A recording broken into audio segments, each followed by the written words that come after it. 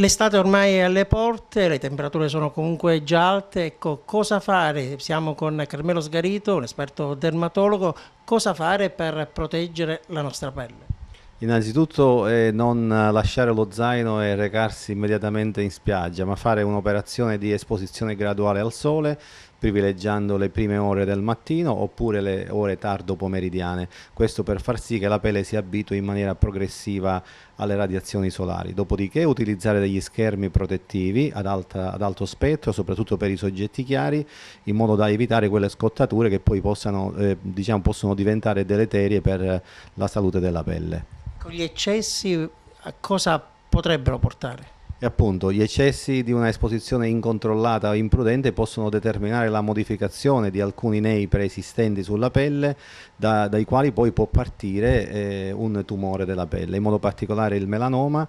Il mese di maggio che è appena passato lo abbiamo interamente dedicato alla prevenzione di questo tumore in drammatica ascesa, pertanto tutti quanti dovrebbero avere la sensibilità di controllare la pelle prima di esporsi al sole, vedere se su questa pelle ci sono dei segni di allarme, quindi dei nevi sospetti, delle lesioni sospette, nel caso in cui vi fossero asportarle, comunque sottoporle al controllo specialistico e poi esporsi al sole in maniera appunto prudente e criteriata. Ecco, quando è colpa del sole oppure della mancata prevenzione o della mancata prudenza?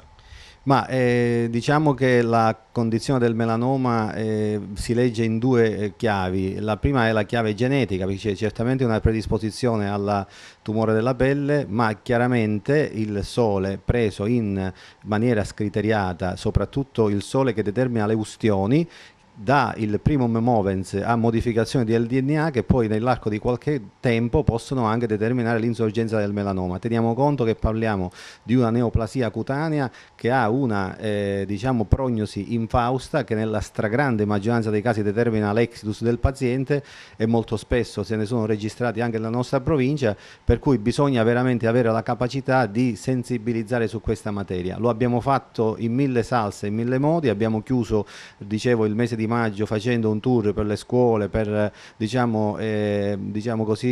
tante realtà sociali di volontariato per sensibilizzare proprio in questa materia. È bene che il tumore della pelle venga anche messo sotto il giusto focus che merita, perché purtroppo in questi anni i casi di melanoma mortali sono stati veramente tanti.